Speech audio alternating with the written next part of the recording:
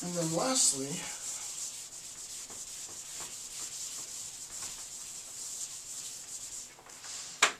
and then the last is metaphysical judgments, right? So number 3 is metaphysical.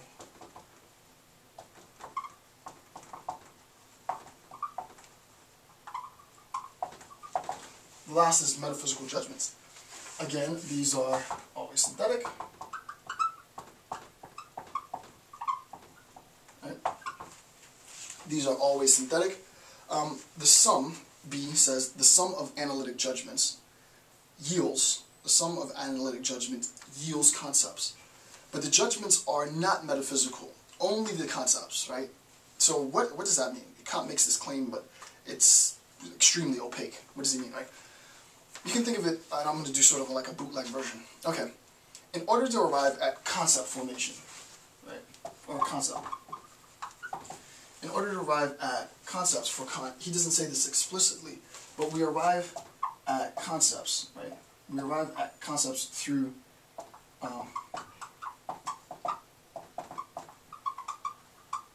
right? We're trying to talk about metaphysical judgments. We arrive at concepts through analytic judgments, right? So sort of we can summate analytic judgments to arrive at concepts. So for example, if we have the concept of being a body, we can have analytic judgments like bodies are divisible, bodies are extended, bodies are you know, so on and so on and so forth. All the different attributes that bodies have, material, bodies are da da da da da da. Right? All of these things are built within, right? Remember, they need to be analytic judgments, right? So, for example, to say that bodies are extended, and let's use that just so that you see this, right? Bodies are, right? Bodies are my subject, extended, sort of my predicate. This is not adding any information. This is merely expletive, E-X-P-L-I-C-A. This is merely explicative, yeah, spell it right. So bodies are extended. This is not amplitive. This is explicative. This is only explaining what bodies are, because bodies are extended. Extension is built into the idea of bodies, right? So all I'm doing in my predicate is explaining my initial subject. Therefore, we know that this is analytic, right?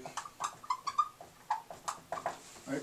We take this analytic judgment, and we can sort of make summations of analytic judgments, right? So I can take this analytic judgment, and I can combine it through my intuition,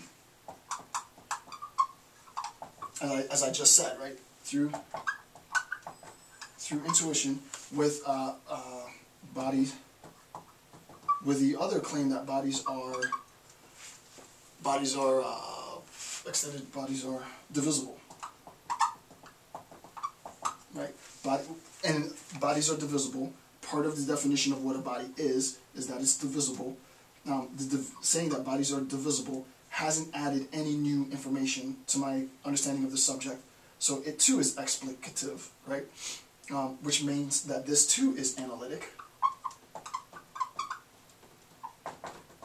And I can keep adding these analytic judgments. Add analytic judgment to analytic judgment to make an even more complex understanding, a fuller, richer understanding, right?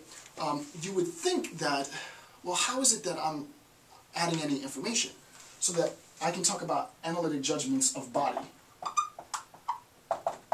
and then I can talk about the concept body. And my concept of what a body is itself furnished by these analytic judgments. This analytic judgment, this analytic judgment. So I have a broader understanding of what the concept of body is. When we're talking about metaphysics, I'm not interested in the analytic, right? When we're talking about metaphysics, I'm not interested in the analytic judgments, according to Kant. The only thing that I'm interested in is the concept. It's the concept that's going to help me have an understanding of the metaphysical claim, right? And I actually want to read this part, if I can find it. Let me see if I can find it. Conclusion draws the metaphysics properly concerned, and there's a long and because various other concept and logic judgment. Okay, so he says, this is on page 17.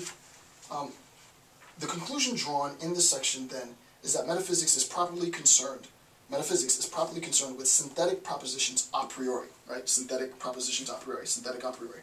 And these alone constitute its end, the end of metaphysics, for which it indeed requires various distinctions of its concept, namely analytic judgments, analytic judgments, but wherein the procedure is not different from that in every other kind of cognition, in which we merely seek to render our concepts distinct by analysis, right? But the generation of a priori cognition by intuition as well as by concepts, and fine, a synthetic proposition a priori of philosophical condition constitutes the essential content of metaphysics, right? So it's an attempt that we are analyzing the concept, right? And even in the paragraph before it, for indeed these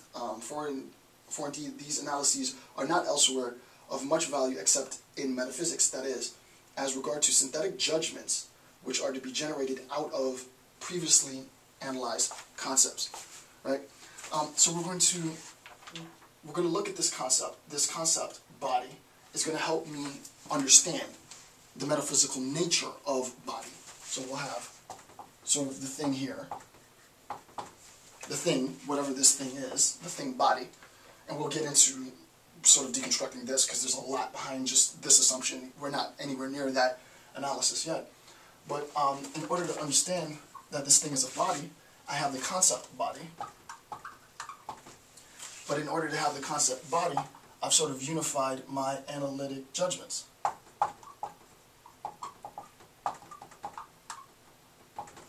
Right? So you can see how what Kant's doing, he's in a sense, he's working from a very difficult state this way here, rather than I think the easier way of doing it would have been going this way here, but you know, hindsight is 20/20.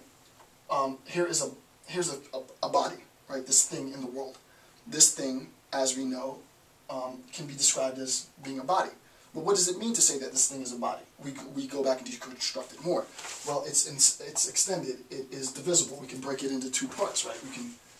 This could be broken into, how would that look? Like half of it. It would look something like this. Yeah, it would look something like that. And then this, right?